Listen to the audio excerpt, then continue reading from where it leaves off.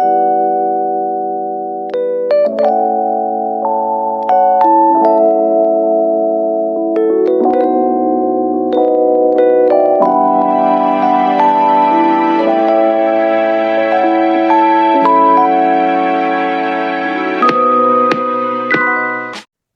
pendengar setiap podcast, ketemu lagi sama kami berdua di segmen Konflik yang keberapa nih, Par?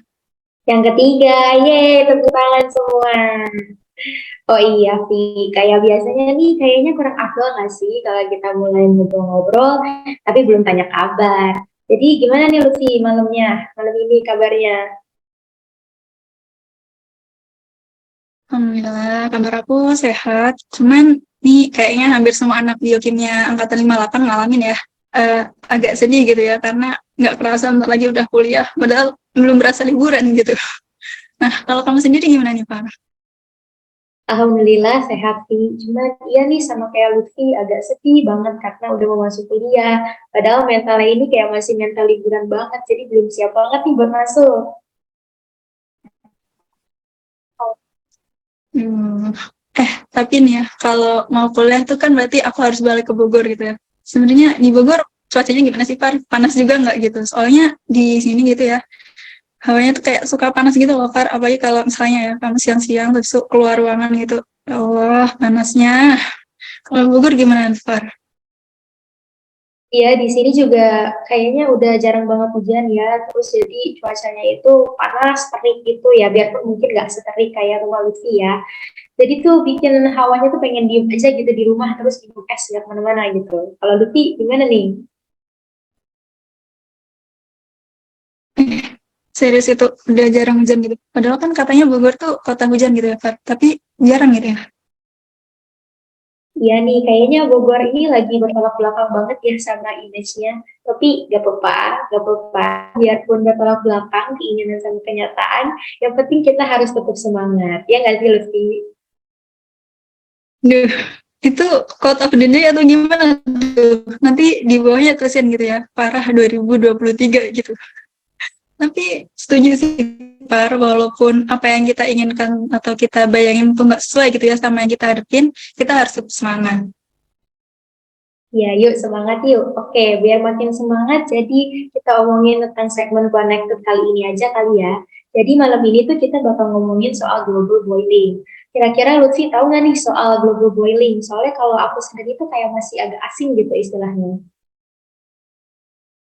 Bentar, global boiling ya. Duh, aku juga baru dengar nih, Par. Ini dia saudaraan sama global warming atau gimana nih? Soalnya kalau global warming udah pernah dengar, tapi global boiling ini baru dengar nih. Eh, Tapi daripada kita bingung sendiri, terus kepikiran mulu, terus nanti malah nggak bisa tidur gitu ya, kenapa kita nggak langsung nanya sama narasumber kita? Oh iya, bener banget. Daripada galau gitu ya. Kayaknya kita tuh udah saking panas banget nih, kayaknya cuacanya jadi udah nggak sabar banget buat ngasih pertanyaan. By the way, narasumber kita malam ini siapa nih Lutfi? Ini dia yang aku tunggu-tunggu nih, Kar. Karena akhirnya setelah sekian lama, karena parah terus nih yang ngasih clue, akhirnya aku berkesempatan ngasih clue gitu ya. Jadi buat malam ini gitu ya, kali ini kita kedatangan narasumber dari Kementerian Lingkungan Hidup BMKM nih, Pak. Nah, buat clue-nya, beliau ini mahasiswa angkatan 57 dari Departemen Manajemen Hutan. Terus beliau tuh pernah magang di Balai Pemantapan Kawasan Hutan dan Tata Lingkungan di Lampung. Terus kayak yang udah aku bilang tadi sih, yang jelas dari Kementerian Lingkungan Hidup BMKM. Video mantap banget nih kayaknya narasumber kita. Tapi kalau misalnya Lutfi kasih clue segitu, aku belum bisa nebak nih. Jadi mending Lutfi aja deh yang kasih tahu narasumber kita siapa nih malam ini. Oke, jadi narasumber kita kali ini adalah Kak Fitrianto Nurfaizin. Yeay! Yeay, oh jadi narasumber kita ini Kak Fitrianto Faizin ya, keren banget nih kayaknya narasumber kita. Terus kayaknya selain yang tadi Lutfi sebutin tuh prestasinya masih banyak lagi gak sih pengalaman dan penghargaan yang narasumber kita ini punya? Oh, jelas ada lagi dong, Pak. Bentar ya, biar aku sebutin nih. Jadi sebelum beliau bergabung di BMKM gitu ya, beliau tuh pernah menjabat jadi ketua di Departemen Sosial Lingkungan Hidup dan Kehutanan di BEM Fakultas. Terus pernah jadi staf di Forest Diges Indonesia, pernah jadi Ketua Pelaksana PPKO BEMFA Hutan pada bulan Juni tahun 2023 kemarin. Terus juga pernah mengikuti proyek penelitian The Economic of Ecosystem and Biodiversity. Dan yang jelas masih banyak lagi sih, Par. Wah, keren banget nih narasumber kita. Jadi tambah nggak sabar buat tanya-tanya dan ngobrol-ngobrol. Kayaknya tanpa perlu berlama-lama lagi, mari kita sambut narasumber kita yang keren banget, Kak Fitrianto Faizin. Assalamualaikum Kak, gimana kabarnya malam ini? Waalaikumsalam, Farah. Alhamdulillah baik di tengah kegiatan ini ya, di tengah-tengah hari ini yang benar tadi dibilang cukup panas hari-hari di Dramaga, apalagi cukup panas ya. Alhamdulillah masih dapat bertahan dengan baik hingga detik ini. Gitu. Gila, masih kuat ya, Kak? Alhamdulillah dikuat-kuatin, tiap hari dikuat-kuatin, harus kuat. Nah, sebelum nanti kita masuk ke sesi tanya-tanya sama sharing-sharing nih, Kak, mungkin boleh dari kakaknya perkenalan supaya kita semua nih, terutama sahabat podcast, bisa lebih kenal lagi sama kakak. Oke, baik, terima kasih atas kesempatannya Lutfi dan juga Farah. Izin untuk memperkenalkan diri lagi. Dan juga halo buat teman-teman Podcraft yang mungkin nanti menyaksikan atau mendengarkan gitu ya. Perkenalkan terlebih dahulu, nama gue Fitrianto Faizin, bisa dipanggil Anto dari Kementerian Lingkungan Hidup BMKM IPB 2023, dan juga dari mahasiswa Fakultas Angkatan 57. Mungkin itu perkenalan secara singkat, tadi juga udah disebutin sama Lutfi beberapa. Terima kasih Lutfi. Oke, makasih Kak Anto. Oh ya nih Kak, pertama-tama nih, aku mau nanya hal yang mendasar banget nih Kak. Hal yang bikin aku sama Farah di awal tadi juga kayak udah sempet bingung dan juga kepo nih Kak. Jadi sebenarnya global boiling itu apa sih Kak? Oke, baik. Sebelumnya ini di malam hari ini mungkin kita bakal lebih ngobrol secara nyantai aja ya, biar kita sharing-sharing dan untuk kepikirannya bisa lebih enak dan lebih nyambung mungkin gitu ya. Nggak usah terlalu terpatok podcast lebih mana, tapi kita bisa ngobrol secara nyantai. Mungkin tadi aku coba jawab dulu ya teman-teman semua. Jadi kalau sepemahaman aku sendiri, global boiling ini adalah ya tadi sempat disebutin ada kaitannya dengan global warming. Di mana keterkaitannya adalah dua-duanya membahas terkait dengan kenaikan suhu udara, suhu di bumi gitu kan. Nah, kenapa sekarang jadi global boiling gitu kan? Global boiling artinya yaitu peningkatan suhu udara, pendidihan malah. Sekarang kalau dulu dulu adalah pemanasan global, kalau sekarang lebih kepada pendidihan global. Jadi di mana suhu global itu naik secara drastis gitu ya. Sekian derajat, dan ya kenaikan yang drastis ini tidak diimbangi dengan jangka waktu yang cukup panjang. Jadi kalau yang kenyataannya adalah kemarin di bulan Juli itu benar-benar di Amerika, di Afrika, dan juga mungkin di Indonesia, di daerah Tangerang kalau di Indonesia ya, itu mengalami kenaikan yang benar-benar sangat drastis. Dan dengan jangka waktu yang sesingkat-singkatnya. Mungkin gitu singkatnya.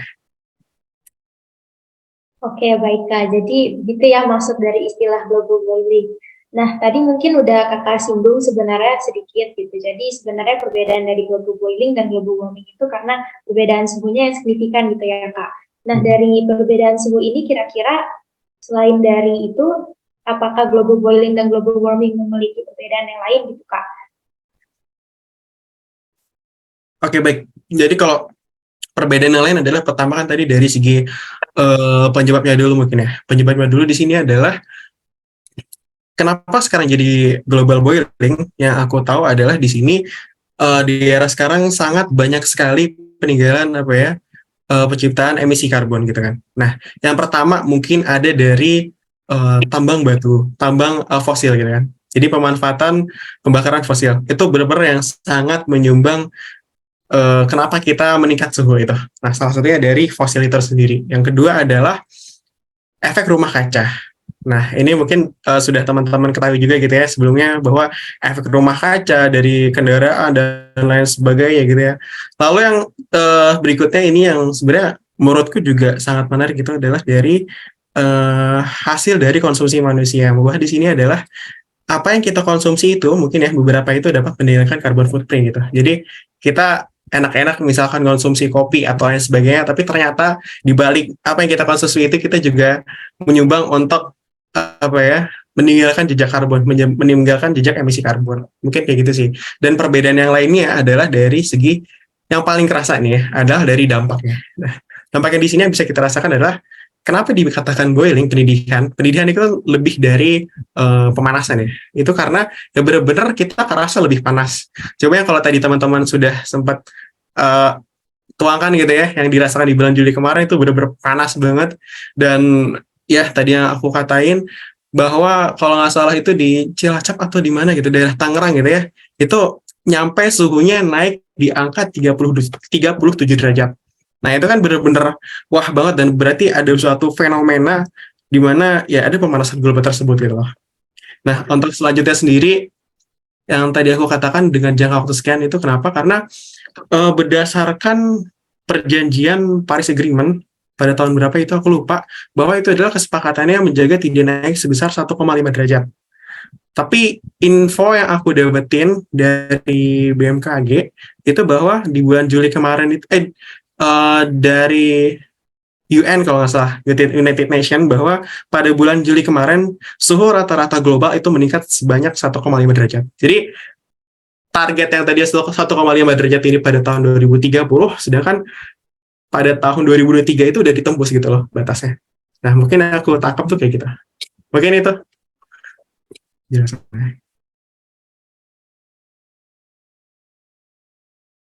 Hmm. Oke, Kak, jadi sebenarnya tuh perbedaan yang paling signifikannya itu ada di suhunya gitu ya, Kak. Kalau penyebab-penyebabnya tuh masih sama gitu ya, Kak, atau berbeda juga? Penyebabnya sih menurutku ya lebih kepada intensitas. Sekarang kan sedang banyak banget ya kayak industri-industri ekstraksi gitu kan. Maksudnya yang industri-industri misalkan industrial menggunakan energi fosil sebagainya. Nah itu mungkin emang mereka menggunakan apa ya, emang meningkat banget. Dan juga efek rumah kaca. Kalau itu kan tadi dari jangka industrial ya, dari skala industrial. Mungkin kalau dari skala individual, ya mungkin dari emang kitanya sendiri, dari teman-teman, dan juga dari mungkin masyarakat sekitar yang emang masih banyak banget menggunakan meninggalkan jejak karbon dan juga menghasilkan efek rumah kaca dan lain sebagainya. Gitu sih. Baik Kak, jadi memang ada perbedaan ya antara global warming dan global boiling dari tadi penyebabnya dan juga dampaknya. Biarpun kedua ini sebenarnya saling berkaitan ya Kak ya. Nah menurut Kakak nih sebagai generasi muda, gerakan apa yang bisa dilakukan untuk mengatasi permasalahan lingkungan dalam aktivitas iklim global boiling ini gitu Kak?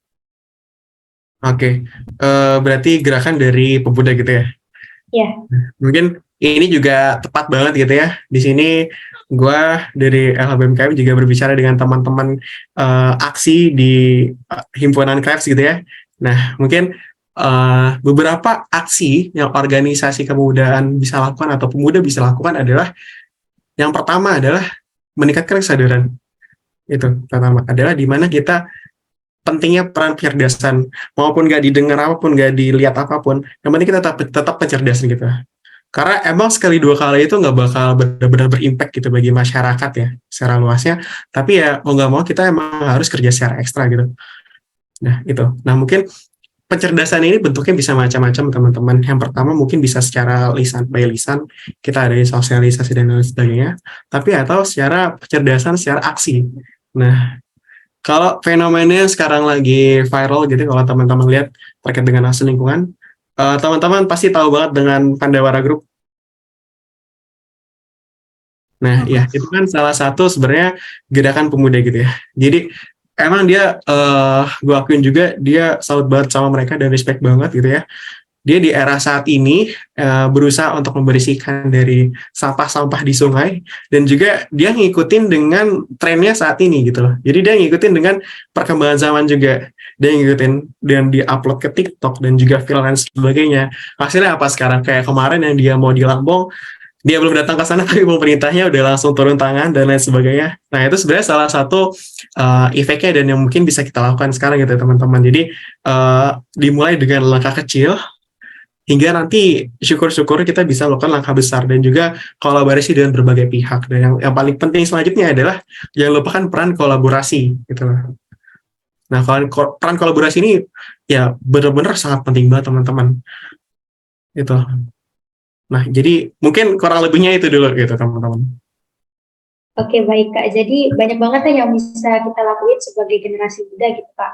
untuk mencegah global boiling ini. Nah, kira-kira nih Kak, menurut Kakak ada perbedaan nggak ya dari apa yang bisa kita lakuin untuk mencegah global boiling dibandingkan dengan generasi yang lebih lama gitu Kak. Jadi kalau misalnya kita kan generasi muda, terus kalau misalnya generasi ibu dan bapak kita, apakah aksinya yang dilakukan itu sama atau berbeda gitu Kak? Oke, baik. Ini berarti aksinya apa gitu ya? Pertama mungkin kalau fenomena yang aku lihat tadi ya, sebagai generasi pemuda kita benar-benar harus bisa yang namanya memanfaatkan era globalisasi ini. Yang pertama tadi peran sosialisasi, kita punya banyak platform sekarang, punya banyak media, gak cuma dari mulut ke mulut tapi bisa melalui langsung media sosial yang mungkin bisa viral, syukur-syukur. Itu yang perlu kita harus benar-benar aware dengan perubahan zaman di era globalisasi ini. Kalau yang kedua apa? Yang kedua di sini adalah misalkan dulu-dulu udah sangat banyak sekali ada program-program penanaman pohon dan lain sebagainya gitu kan. Mungkin teman-teman juga pernah ngeliat kayak banyak banget program penanaman pohon di mana dan salah satu tugas kita sekarang adalah jika memang ada apa ya connected misalkan dari organisasi yang pernah menanam pohon di mana, ya sekarang kita sebenarnya yang paling penting adalah mengontrol apakah pohon itu benar-benar tertanam atau enggak gitu. Karena di sini salah satu yang mengindikasikan bahwa faktor kualitas lingkungan hidup baik atau enggaknya itu ada 3 berdasarkan KLHK. Yang pertama adalah kualitas air, kualitas udara, lalu kualitas tutupan lahan. Nah, tutupan lahan di sini yang dimaksud adalah seberapa sih tutupan lahan dari pohonnya ini gitu. Jadi kan pohon memiliki merupakan suatu apa ya? Istilahnya benda yang bisa nangkap biomasa paling banyak gitu ya, dan bisa nangkap karbon paling banyak, emisi karbon. Nah, jadi gimana nih dari pohon-pohon ini? Apakah yang dulu pernah kita tanam itu apakah benar-benar dia tumbuh gitu? Atau justru udah terpangkas dan lain sebagainya? Gitu. Itu mungkin perbedaannya. Dan juga perbedaan yang lain adalah ya tadi teman-teman dengan yang generasi sebelumnya mungkin sekarang kayak kita udah ada pemanfaatan energi listrik dan lain sebagainya, mungkin kita bisa campaign dengan mengikuti perkembangan zaman yang ada, dan juga misalkan dengan penggunaan di sini kan mungkin teman kita dari IPB gitu ya, teman-teman pertanian gitu kan, walaupun dari apapun fakultasnya tetap kita atas nama IPB. Nah, ada istilahnya ini teman-teman, bahwa penggunaan pupuk organik. Nah, penggunaan pupuk kimia gitu. Pupuk organik itu bagus bagi alam, bagi lingkungan juga bagus, dan kecuali pupuk kimia gitu. Dan sekarang realitanya yang bisa pemuda lakukan ya mungkin beradaptasi juga nih dengan masyarakat, melihat bagaimana kondisi di masyarakat, bagaimana kondisi petani di sana gitu. Apakah mereka pakai nanam tapi pakai pupuk apa?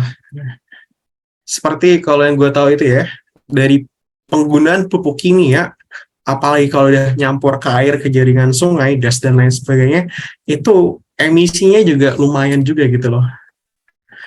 Nah, mungkin beberapa hal yang bisa dilakukan itu. Dan yang paling penting adalah di era saat ini, balik lagi adalah eranya kolaborasi gitu. Nah, mungkin itu sih teman-teman. Nah, aku tuh sedikit tambahan kalau untuk kolaborasi ya. Sebenarnya itu ada beberapa cara gitu ya. Kalau aku terapin adalah ada 5 komponen teman-teman kolaborasi ini yang aku terapin biasanya. Yang pertama adalah akademisi, lalu ada dari media, lalu ada dari bisnis, lalu ada dari pemerintahan, government, dan juga dari masyarakat gitu loh. Itu beberapa sih yang ilmu yang aku tahu banyak sekali. Ya, teman-teman. Kak, berarti emang agak sedikit berbeda gitu ya. Kalau aksi dari generasi sekarang tuh lebih mudah karena udah semakin maju gitu ya dan lebih terfasilitasi. Terus dibandingkan memulai yang baru tapi jadi ninggalin yang lama, lebih baik kita juga mulai yang baru tapi juga sambil tetap mengontrol apa yang udah dilakukan oleh generasi-generasi sebelumnya supaya nggak jadi sia-sia gitu ya Kak. Nah, terus nih Kak, sedengar aku gitu ya, katanya tuh istilah global boiling itu dikhususin gitu buat bulan Juli di tahun 2023 kemarin, yang mana jadi bulan dengan suhu terpanas sepanjang sejarah. Nah, kalau dari itu tuh berarti sebenarnya fenomena global boiling ini bakal terjadi berkepanjangan atau bisa dihentikan sih, Kak? Oke, baik. Berarti apakah dari global boiling ini kan kemarin memang dinyatakan pada bulan Juli gitu ya, ditetapkan sebagai global boiling. Nah, yang benar-benar gue tangkap banget itu kan yang nyatain global boiling dan resminya itu adalah dari United Nations. Itu kayak kata-kata yang bikin wah banget gitu lah ya. Mungkin dari semua semua orang yang dengar gitu kayak the era of global warming is ended and now the era of global boiling is arrived gitu kan. Jadi kayak wah sekelas United Nations yang udah ngucapin hal tersebut gitu kan. Jadi kayak sebenarnya ini benar-benar kayak dampak besar banget buat dunia gitu ya. Bukan cuma buat Indonesia tapi buat dunia. Dan yang namanya di perubahan tersebut ya, kalau menurut opiniku secara pribadi gitu ya, karena ini adalah suatu dampak lingkungan yang cukup besar gitu ya. Ya mungkin di era of global warming benar-benar udah edit gitu loh teman-teman. Dan sekarang emang di era of global boiling. Kayak itu mungkin cukup pahit juga buat diterima semua umat manusia gitu ya. Kayak wah ternyata tempat tinggal bumi gue udah tercemar dan sebagainya, udah panas banget gitu ya. Tapi ya sekarang kalau kita lihat kenyataan di dunia gitu sekarang dengan industri-industri ekstraksi dan udah banyak banget industri-industri di sana.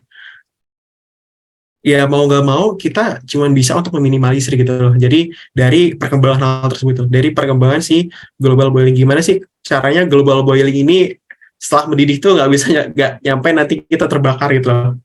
Nah syukur-syukur kalau emang balikin ke global warming lagi, tapi menurutku itu satu hal yang emang butuh gerakan secara masif banget, nggak cuma dari atas individu tapi antar negara maupun antar dunia, dan itu benar-benar susah banget secara real ya yang aku pikirin sekarang. Jadi mungkin langkah dari kita adalah ya balik lagi percaya dengan diri sendiri, apa yang kita lakukan dengan eco-friendly dan lain sebagainya itu dapat ya ibaratnya menyelamatkan dari diri sendiri gitu teman-teman. Jadi mungkin yang harapan yang bisa kita tangkap sekarang ya, ini menurut gue ya teman-teman ya, jadi harapannya adalah ya kemarin global warming udah ended and now is the era of global boiling ya, and then kita nggak boleh kita nyampe the era of burning global gitu kan. Itu kayak wah banget kayak udah bener terbakar gitu kan, panas apa kan mungkin nanti kita di drama dan lain sebagainya. Nah itu sih mungkin. Oke, baik Kak, terima kasih. Nah, boleh banget disimak ya teman-teman, jangan sampai kita ke era burning global ya Kak. Nah, sepengetahuan Kakak nih, bagaimana ilmuwan mengukur dan memantau perubahan suhu global sebagai bagian dari fenomena global boiling nih Kak? Nah, kalau ilmuwan sebenarnya untuk menjawab ini apa ya, gue juga nggak bisa secara detail karena gue belum nyampe ke tahap ya riset dari si ilmuwan tersebut gimana cara nangkep dan lain sebagainya. Tapi kalau data yang gue dapetin dari BMKG ini ya, bahwa di bulan Juli kemarin itu secara tingkat anomali di Indonesia itu meningkat sebanyak 0,2 derajat. Nah, itu udah cukup tinggi banget dan itu merupakan rekor tertinggi di Indonesia peningkatan suhu anomali 0,2 derajat itu sejak tahun udah lama banget itu. Jadi ini salah satu break the record lagi itu sekarang gitu loh, kayak kemarin di Indonesia. Nah, kalau secara tingkat global, nah itu sebenarnya gue kurang paham juga kayak siapanya yang emang ilmuwan yang meneliti dan lain sebagainya, tapi yang jelas bahwa statement resmi kemarin itu kan keluar dari United Nations, yang dimana memang dia salah satu bagian dari global yang mengurusi di bidang climate change gitu kan. Nah, jadi yang pasti ini udah hasil dari riset, dan yang kalau gue tangkap di berita-berita kemarin di bulan Juli itu di daerah Amerika dan Afrika benar-benar panas banget dan nyampe apa ya ngaruh ke kematian bagi masyarakatnya juga gitu loh, yang nggak kuat dengan panasnya dan lain sebagainya. Itu sih mungkin. Oke, baik Kak. Nah, kira-kira nih Kak kan tadi udah dibahas ya, jadi kalau global boiling itu suhunya naik sekitar 2 derajat. Nah, kalau misalnya berdasarkan riset yang udah Kakak lakuin gitu dari baca-baca jurnal, seberapa tinggi suhu yang diperkirakan jika bumi ini mengalami global boiling gitu Kak? Jadi kayak maksimalnya gitu suhu yang bumi bakal alami gitu Kak. Oke, sebenarnya kalau angka pasti sih suhunya ya, jadi itu gue kurang tahu juga gitu berapa. Karena jadi teman-teman mungkin indeks suhu di suatu daerah kan pasti beda-beda gitu ya.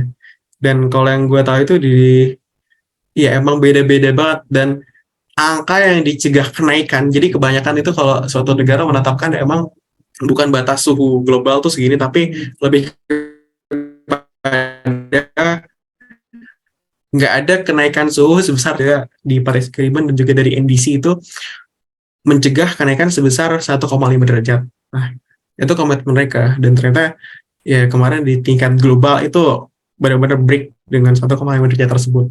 Nah, gitu.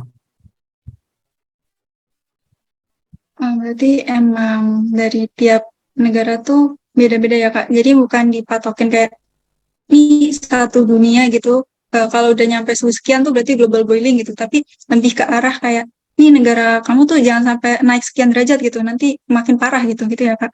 Nah, terus nih Kak, Sebenarnya yang gue pahamin sih gitu, tapi kayaknya tuh ada ya kalau gue di riset lagi nanti kita coba bareng-bareng kayak suhu rata-rata dunia mungkin yang dipakai ya rata-rata dunianya gitu mungkin. Tapi sejauh ini emang gue juga masih coba cari-cari tahu lagi. Nah untuk angkanya sendiri berapa detailnya gitu kan, itu juga masih kurang tahu juga gitu teman-teman. ya Kak. Nanti kita coba cari-cari lagi gitu ya Kak. Sekalian mengedukasi diri sendiri gitu ya Kak. Iya benar banget. Oh ya Kak, dampak dari global boiling tuh berarti lebih parah kan ya daripada global warming. Nah, itu kira-kira manusia tuh bisa tahan nggak sih Kak sama efek dari global boiling? Apalagi ya misalnya nauzubillah gitu ya Kak, makin meningkat gitu. Ya. Oke. Nah, untuk menjawab ini sebenarnya mungkin gue coba sedikit cerita dulu, boleh ya teman-teman ya. Sebenarnya ini nggak terjadi di bulan Juli kemarin, tapi cerita yang gue dapetin adalah di daerah Jakarta Utara kalau nggak salah gitu ya, daerah-daerah dekat pantai sana gitu ya. Yang emang kondisi aslinya pun udah cenderung lebih panas gitu kan karena dekat dengan laut dan lain sebagainya. Dan juga ada satu orang dia itu tinggal di daerah kisah pusaran pabrik gitu. Jadi pabrik ini setiap hari pasti mengeluarkan emisi kayak gas yang emang panas gitu kan. Jadi ngaruh ke daerah sekitarnya itu bahwa daerah sekitarnya juga panas. Dan juga selain ngeluarin dari gas yang panas, dia itu juga ngeluarin kayak serpihan-serpihan bubuk hitam gitu. Nah, jadi misalkan si warganya ini kalau dia nyapu atau ngelap dari kacanya, mungkin kalau kita kayak dapetin ya udah debu-debu biasa gitu kan coklat. Tapi kalau mereka dapetinnya itu ya nyapu dapetin serbuk-serbuk hitam dan itu lumayan tebal. Nah, oke, mereka kayak setahun, 2 tahun, 3 tahun, oke, masih bisa beradaptasi tinggal di sana gitu ya. Tapi yang gue denger kayak dia udah cukup lama banget sih, udah nyampe gede itu tinggal di sana. Dan awalnya itu ada indikasi gejala sakit pernapasan gitu kan. Nah, sakit pernapasan masih biasa dan dia kayak masih berjalani hidupnya, mencoba beradaptasi gitu kan. Makin tahun ternyata makin tahun ini makin parah gitu teman-teman.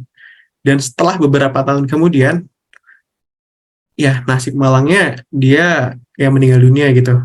Dan ini benar-benar ada dan gue pernah lihat videonya dan ada orangnya juga gitu.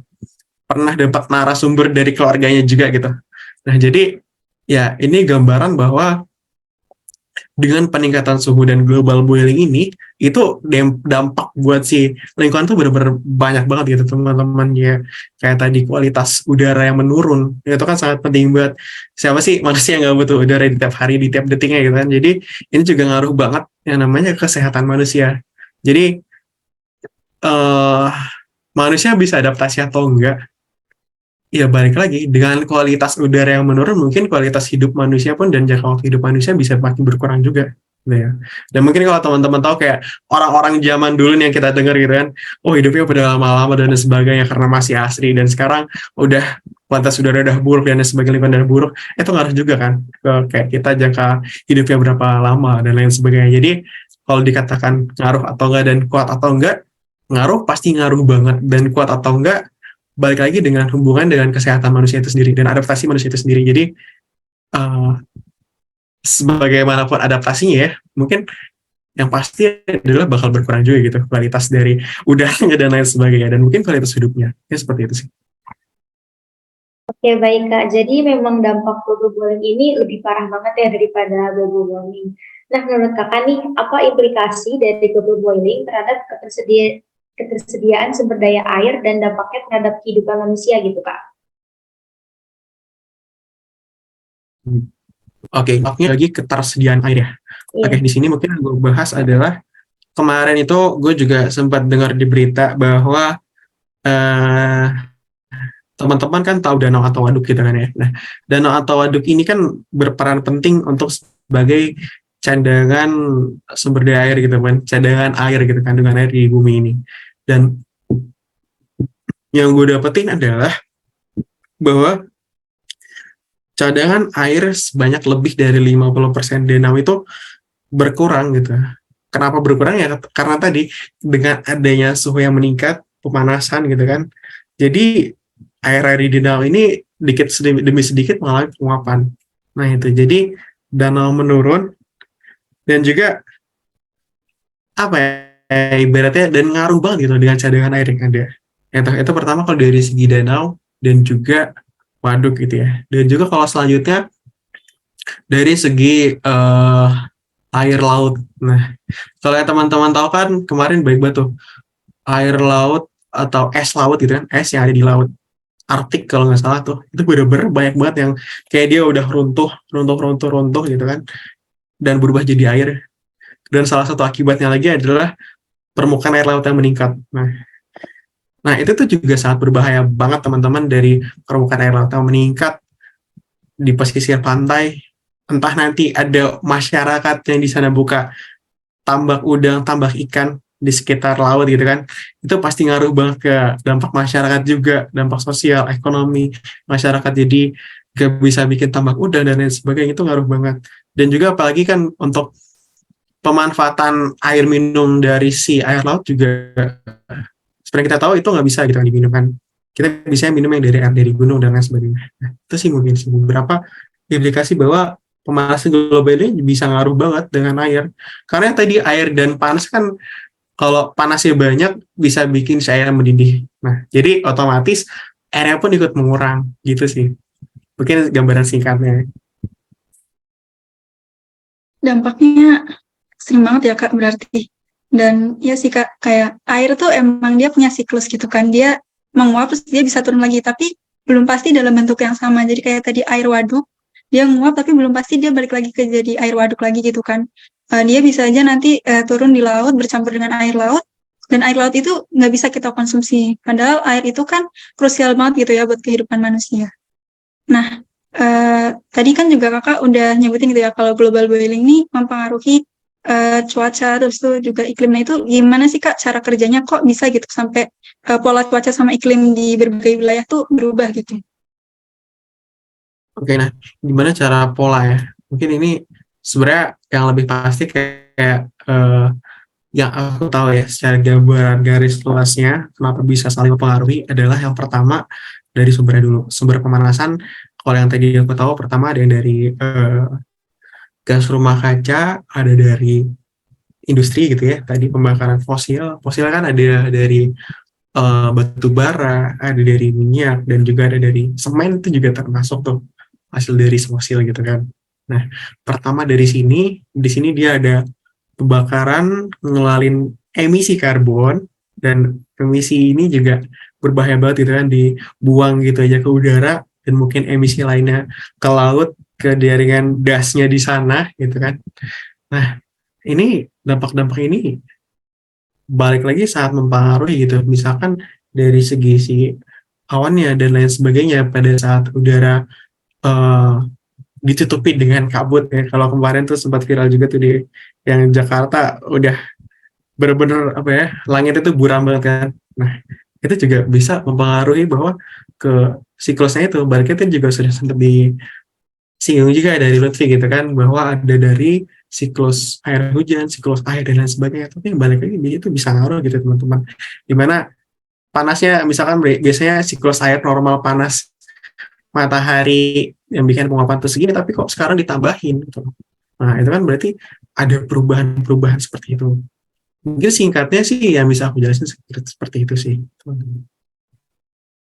Oke, baik Kak. Jadi pengaruh global warming terhadap cuaca dan iklim ini emang sangat signifikan ya Kak ya. Nah, kira-kira selain dampak yang tadi udah dibahas, tadi juga kakak udah singgung sedikit ya dampak global warming terhadap kesehatan, itu kira-kira apa aja gitu kak yang harus diwaspadai?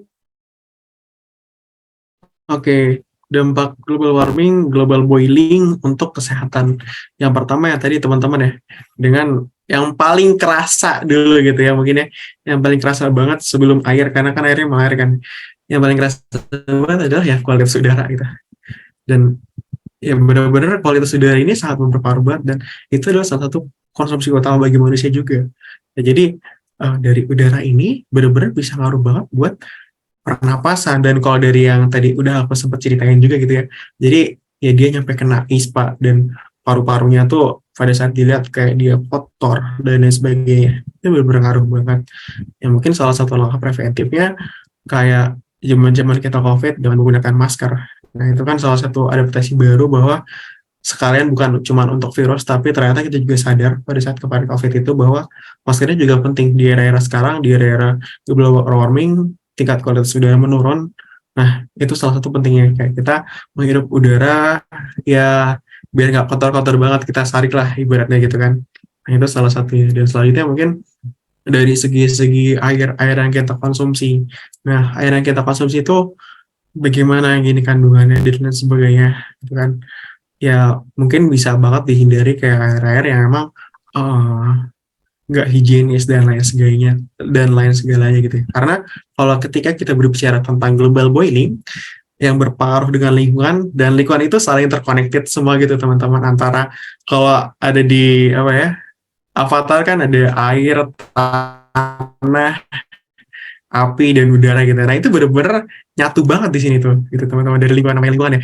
Ketika udara yang ngaruh, semua ikut ngaruh. Ketika ada air yang berubah, semuanya juga ikut berubah. Tanahnya berubah, kandungan hara berubah, tanaman berubah, mengaruh ke penyerapan karbon berubah. Jadi semuanya benar-benar dapat terkoneksikan. Itu sih mungkin. Dan sangat berpengaruh bagi kesehatan manusia tentunya. Itu. Oke, baik Kak. Nah, selain dampak terhadap sumber daya air, cuaca dan iklim, serta kesehatan yang tadi udah dibahas ya Kak ya, kira-kira global boiling ini ada dampak ke hal lain yang sangat berfaedah nggak Kak, ke kehidupan kita yang lainnya gitu Kak, yang selain yang udah dibahas tadi ya? Hmm. Oke, nah sebenarnya kalau dampak selanjutnya ya, sebenarnya kalau yang aku lihat dari setiap peristiwa dari peristiwa lingkungan, yang aku lihat adalah dari aspek lestari gitu teman-teman. Nah, kalau yang dari aku pelajarin, konsep lestari ini sebenarnya itu ada tiga. Pertama ada dari ekologis, ekonomis, dan juga sosial. Jadi ketika kita berbicara soal ekologis yang tadi sudah kita cukup banyak diskusikan gitu ya, ada yang dari udara, air, tanah, dan juga dari ngaruh ke lingkungan manusia juga gitu kan kesehatan. Lalu selanjutnya masuk ke dalam sosial gitu.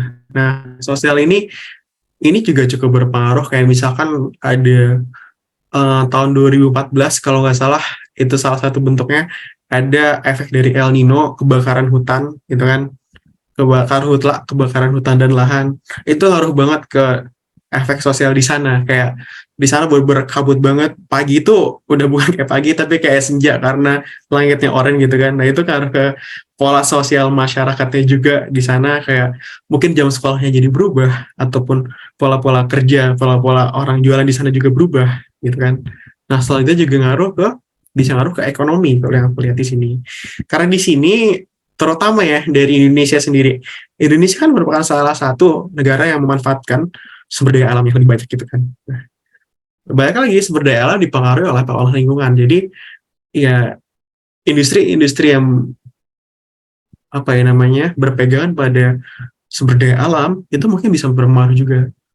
Oh mungkin tadi yang pernah aku mention juga tadi itu udah aku mention bahwa misalkan analoginya pada saat di pesisir pantai permukaan air laut meningkat eh, orang-orang yang punya tambak-tambak udah masyarakat yang punya tambak-tambak gitu kan itu benar-benar bisa rata sama-sama air dan tambaknya hilang gitu kan jadi dia nggak bisa produksi ikan nggak bisa produksi udangnya nah tentunya itu sangat ngaruh banget buat ekonomi masyarakat di sana ekonomi nelayan ekonomi petani juga mungkin gitu ya dari kalau teman-teman belajar ataupun ada teman-teman Faperta di sini belajar kayak apa penyinaran berapa lama dan lain sebagainya, intensitas suhu berapa, itu ngaruh banget kan yang namanya ke pertumbuhan tanaman.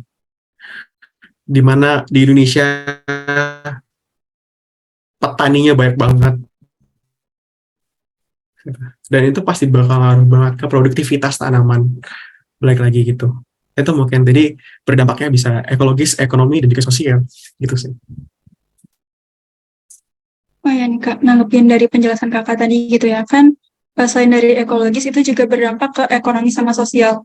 Nah, buat masyarakat-masyarakat yang terdampak secara ekonomi dan sosialnya tuh dari pihak-pihak misalnya pemerintah gitu, ada nggak sih Kak kayak bantuan yang disalurkan, terus apakah selalu berupa dana atau kayak bisa jadi kayak, kan tadi ada yang jadi kehilangan mata pencaharian nih Kak, terus kayak mereka otomatis harus cari mata pencaharian baru gitu kan ya.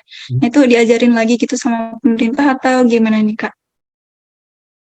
Oke, nah ketika sebenarnya gimana kalau kita berbicara soal pemerintah, sebenarnya kan kayak program-program juga ya mungkin ya yang aku lihat belum bisa juga menyeluruh ke semua misalkan petani yang ada, kepada seluruh masyarakat yang ada gitu kan. Jadi yang kita emang harus siap-siap, kita harus benar-benar siap banget buat menghadapi perubahan ini gitu.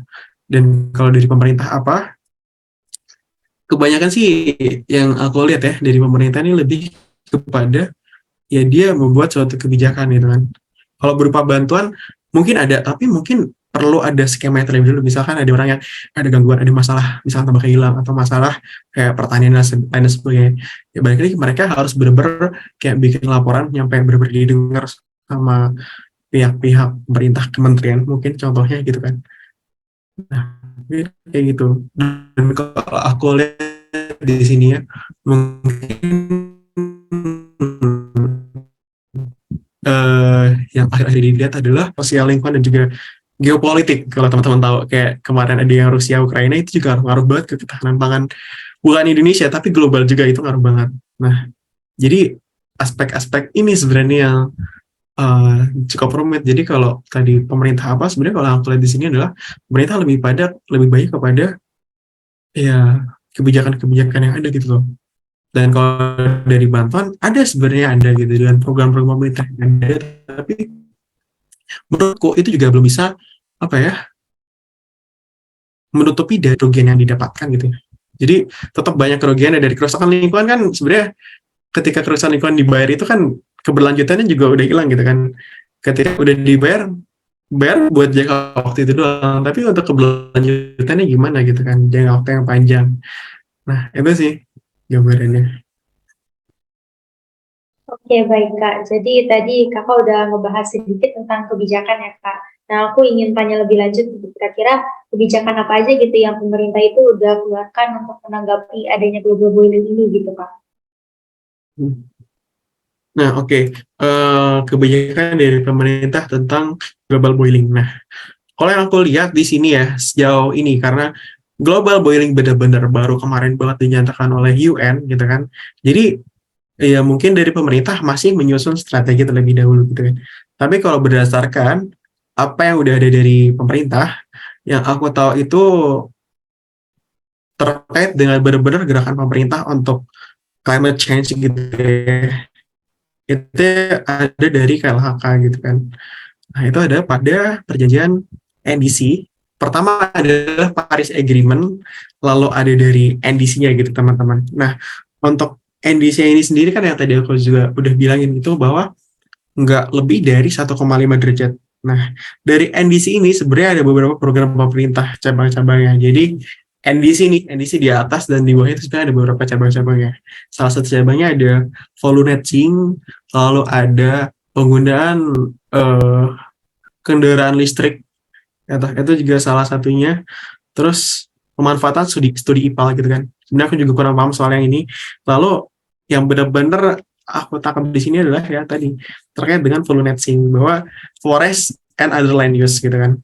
Jadi di mana sih forest dan other land use ini yang paling banyak menyerap karbonnya, yang paling banyak melepaskan karbonnya itu di mana gitu. Nah, mungkin komitmen dari pemerintah sejak yang aku tahu adalah dari yang tadi terkait dengan climate change yang paling besar gitu ya, ada pada di NDC, perjanjian NDC. Dan selanjutnya lagi nih, kalau teman-teman lihat ada 2020 atau 2000 berapa itu, baru kemarin banget ada kali. Dan sebenarnya kalau buat aku sendiri ada satu momen yang benar-benar menarik buat aku, kayak di suatu momen besar nih dengan negara-negara banyak besar-besar yang merepresentasikan 80% lingkungan dunia gitu kan. Itu mereka ngelakuin satu halnya adalah dia aksi lingkungan. Aksi lingkungan adalah penanaman mangrove. Nah, baru kayak sekelas G20 dengan merepresentasikan 80% lingkungan di dunia, ada pembahasan terkait G20 dan ada aksi terkait G20, berarti ada satu hal yang emang lagi nggak baik-baik aja gitu tentang lingkungan di dunia ini. Ya, mungkin di sini Indonesia juga memiliki peran gitu ya.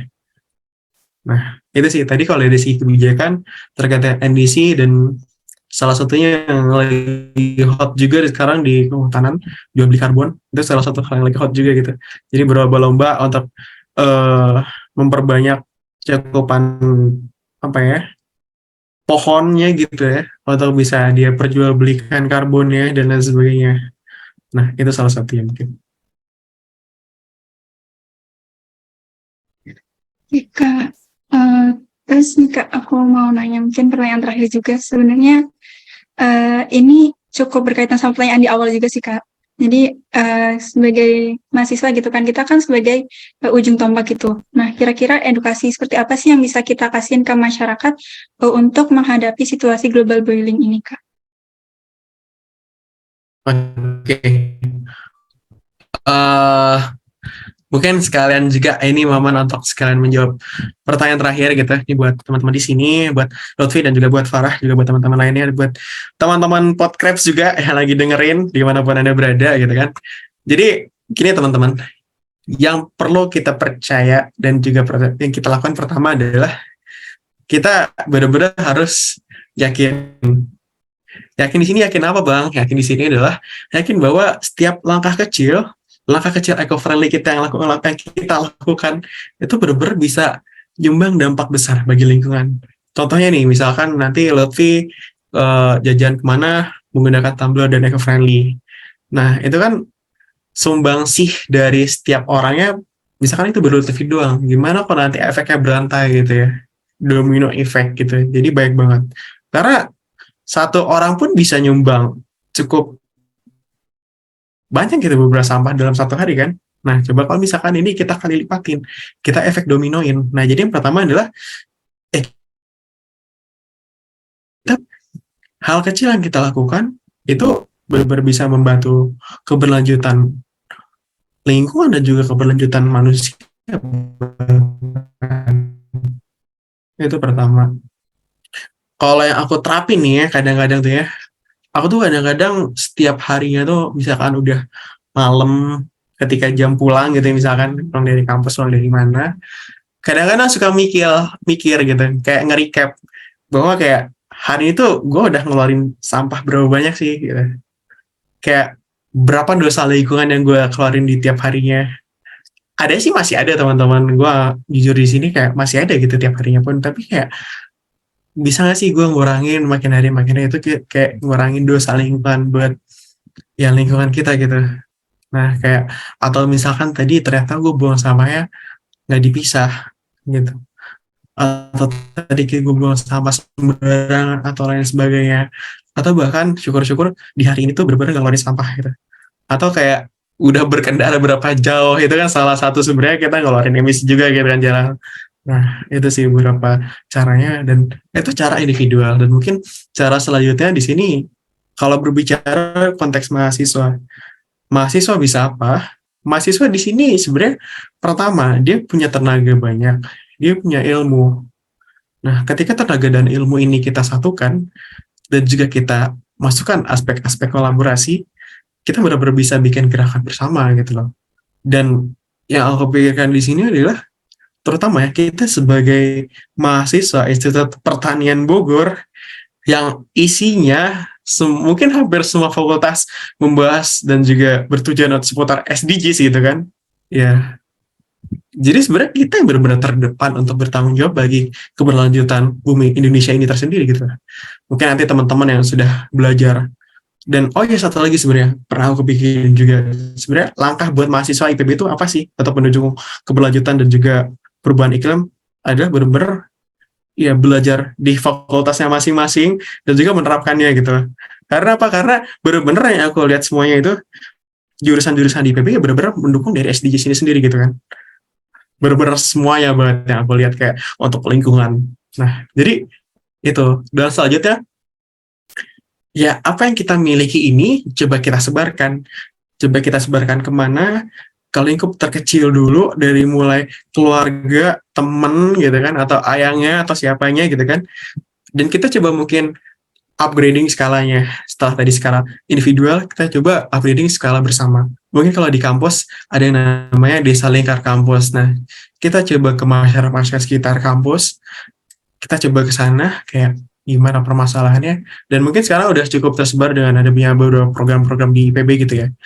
Dan mungkin selanjutnya nih ya, sebenarnya cita-cita gue juga gitu, dan cita-cita bersama bahwa bisa nggak sih misalkan Indonesia punya program edisi, dan ya salah satu sebagai promotor dan penggerak ataupun katalisatornya itu ada dari mahasiswa gitu, dari segi pemuda. Nah, sebenarnya itu salah satu cita-cita. Jadi nggak cuma dari kewajiban KLHK yang mengalir, tapi dari peran pemuda, dari peran mahasiswa, nggak cuma IPB, tapi nasional. Harapannya itu benar-benar bisa aksi dan juga bisa menyuarakan. Nah, sebenarnya itu salah satu cita-cita besar banget bagi gue sendiri. Nah, beberapa hal itu. Jadi salah satunya yang paling penting adalah sekarang ya percaya, dan juga kita coba sebarkan semangat kita yang di sini nih, yang ada di sini semua pasti benar-benar semangat buat kayak buat menjaga lingkungannya. Nah, itu yang penting itu teman-teman. Ini berarti emang yang pertama tuh kita harus yakin bahwa setiap aksi kecil gitu bakal berdampak besar. Dan emang bener sih Kak, kadang tuh kita nggak perlu keluar-keluar, yang penting kita kasih contoh gitu, nanti dari yang lain bakal ikut gitu. Terus habis itu juga sebagai mahasiswa kita harus memanfaatkan apa yang udah kita pelajarin dan juga berkolaborasi dengan yang lainnya supaya bisa gitu sama-sama membangun Indonesia, dan syukur-syukur gitu ya nanti serentak bisa sedunia gitu ya Kak. Nah, jadi semoga dari episode podcast ini juga bisa nambah wawasan, jawab rasa penasaran, dan juga yang paling penting nih ya, bisa menumbuhkan kesadaran dan juga aksi gitu dari kita sendiri terkait topik ini gitu. Setuju banget, dan seperti biasa nggak kerasa kita udah ada di penghujung acara aja nih, saking serunya. Oke, sebelum kita tutup, mungkin dari kakak ada closing statement buat kami dan tentunya pendengar setiap podcast nih kak. Apa kata yang terakhir ya, ibu kata-kata terakhir gue mungkin ya buat teman-teman semua yang di sini dan juga podcast semua, mari kita lestarikan bumi dari langkah kecil kita. Itu mungkin kata-kata terakhir. Oke, mari kak. Terima kasih banyak untuk pesannya ya kak. Oke, baik. Oke, terima kasih kak. Kami Makasih dari banyak, Grabs Kak. juga mengucapkan terima kasih untuk Kak Fitrianto yang sudah berkenan menjadi narasumber di episode ketiga Connected tentang global boiling. Oke, baik, dari aku juga mau ngucapin makasih banyak buat teman-teman Krabs, buat teman-teman Podkrabs, dan yang udah hadir di sini, yang ya di malam hari ini kita benar-benar berdiskusi terus seputar dengan lingkungan, apa yang terjadi saat ini. Kita di sini berbagi sharing-sharing, menyebarkan apa ya, semangat lingkungan kita. Dan harapannya sebenarnya bukan yang ngedengerin dulu, tapi harapan pertama adalah buat teman-teman yang di sini gitu. Jadi harapan teman-teman di sini kita sama-sama, teman-teman, bukan harus sebagian harus tapi kita sama-sama benar-benar ibaratnya koreksi diri kita, catat berapa dosa lingkungan kita dari tiap harinya. Mungkin itu sih pesannya. Terima kasih teman-teman juga. Yap Kak, insya Allah bakal dilaksanain. Dan sekali lagi makasih banyak gitu ya buat Kak Fitrianto Nurfaizin yang udah bersedia gitu jadi narasumber kita di episode kali ini. Nah, nggak kerasa nih kita udah nemenin teman-teman semua selama 1 jam. Dan kita berharap semoga Podcast Connected episode yang lalu, episode ini, dan tentunya episode yang akan datang bisa nambah insight baru nih buat teman-teman semua. Benar banget. Kita juga mengucapkan mohon maaf jika ada kata-kata yang kurang berkenan di podcast episode ini. Oke, Amin ya. makasih banyak teman-teman semua. Sorry kalau ada kesalahan kata. Mungkin kita tunggu hasil bersama ke depannya. Siap. Ya, siap. Masih bentar ya, Kak. Jadi kurang lebihnya mohon maaf. Sampai jumpa di podcast Connected selanjutnya. Dadah.